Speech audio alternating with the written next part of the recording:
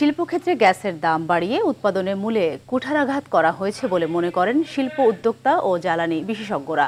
এই সিদ্ধান্ত উদ্যোক্তা তৈরিতে প্রতিবন্ধকতা তৈরি করবে বলেও মত তাদের। আর উৎপাদন কমে যাওয়া ও দাম বাড়ার ফলে চাপ তৈরি হবে ভোক্তাদের জীবনমানের উপর। অরণ্য গফুরের রিপোর্ট। ভোক্তা ও ব্যবসায়ী প্রতিনিধিদের আপত্তির পরও ক্যাপটিভ ও শিল্প সংযোগে গ্যাসের দাম বাড়ানো হয়েছে 33%। নতুন সংযোগ নেওয়া সবাইকে গুনতে হবে এই বাড়তি দাম। তবে পুরনো শিল্প কারখানা অনুমোদিত লোডের অতিরিক্ত ব্যবহার করলে এ নিয়ম প্রযোজ্য হবে।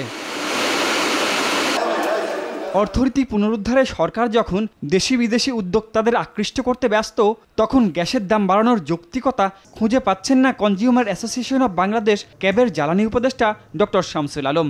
আর বিজিএমইএ স্ট্যান্ডিং কমিটির সদস্য মাসুদ কবির মনে করেন এ সিদ্ধান্ত উৎপাদনকে নিরুৎসাহিত করবে। মোটা দাগে বলা যায় যে এখানে আসলে নতুন বিনিয়োগকারীদেরকে নিরুৎসাহিত করা হয়েছে। যে ইন্ডাস্ট্রিগুলো অলরেডি এক্সিস্টিং আছে, তো তার প্রাইস যদি আমার 10 টাকা কম থাকে বা 15 টাকা কম থাকে, আর যে নতুন ইনভেস্টমেন্ট করবে সকল চ্যালেঞ্জ নিয়ে যখন ইনভেস্ট করবে, তখন অটোমেটিক্যালি আমার ইন্টারনাল ইন্ডাস্ট্রিগুলোর মধ্যেও কিন্তু কম্পিটিশন করে কিন্তু সে যে নতুন আসতেছে তার প্রাইসটা বেশি দিতে হচ্ছে। তাহলে একদিকে আমার ট্যাক্স বেড়ে যাচ্ছে মার্কেটে, সেখানে আমাকে চ্যালেঞ্জ নিতে হবে আমার কম্পিটিটিভ অন্য দেশগুলোর সাথে।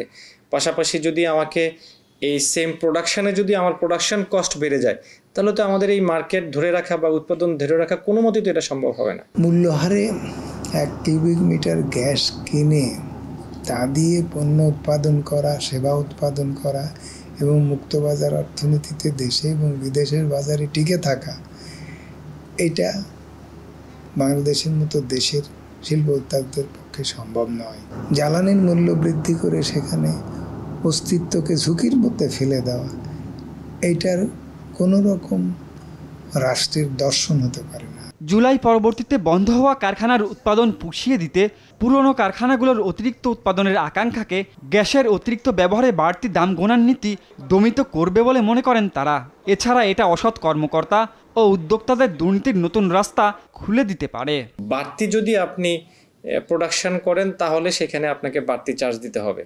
তার মানে আপনি প্রোডাকশনকে আপনি ডিমোরালাইজড করছেন, আপনি সেখানে নিরুৎসাহিত করছেন। সকল ইন্ডাস্ট্রিগুলোর কিন্তু একই লেভেলে কিন্তু সারা বছর প্রোডাকশন থাকে না। সারা বছরের যে প্রোডাকশন এবং আমার যেই কনজামশন আমাকে বরাদ্দ করা হয়েছে, এটাকে যদি সারা বছরের 12 মাসের আমার প্রোডাকশন দিয়ে যদি এটাকে অ্যাভারেজ করে যদি এই বাড়তি ধার্যটা সেখানে দেয়া যেত, তাহলে হয়তো ফ্যাক্টরিগুলো অন্তত একটা রিলিফ পেত। বাজার মূল্য যখন আপনার ভোক্তা পর্যায়ে যখন বেড়ে যাবে, তখন তো সেখানে আমাদের প্রত্যেকটা শ্রমিক সেখানে আপনার ভুক্তভোগী হবে। তার টোটাল বাজার কস্টে যদি তার সেখানে আপনার নিত্য প্রয়োজনীয় দ্রব্যের মূল্য যখন তার বেড়ে যাবে, তখন ডেফিনেটলি সে তখন প্রেশার দিবে তার স্যালারি এবং মজুরি সেটা সেভাবে বাড়ানোর জন্য। এটা বড় কথা হচ্ছে যে আমাদের উৎপাদন ব্যয় বৃদ্ধি করে আমাদেরকে বাজারে প্রতিযোগিতায় অনুপযুক্ত করে দেওয়া, এবং আমরা বাজারে টিকে থাকতে পারবো না। আমরা বাজার থেকে আমরা বিলুপ্ত হয়ে যাব, এবং বিলুপ্ত হয়ে গেলে আমাদের এই বাজারটা আমদানি বাজারে পরিণত হয়ে যাবে। আমরা তখন ক্রেতা হব, আমরা তখন ভোক্তায় পরিণত হয়ে যাব। উৎপাদনের সঙ্গে জড়িত সব খাত শৃঙ্খলাপূর্ণ ও উদ্যোক্তা বান্ধব না করে গ্যাস ও বিদ্যুতের দাম বাড়ানো শিল্প বিকাশে প্রতিবন্ধক বলে মনে করেন জ্বালানি বিশেষজ্ঞ ও ব্যবসায়ীরা। অরণ্য গফুর, RTV, ঢাকা।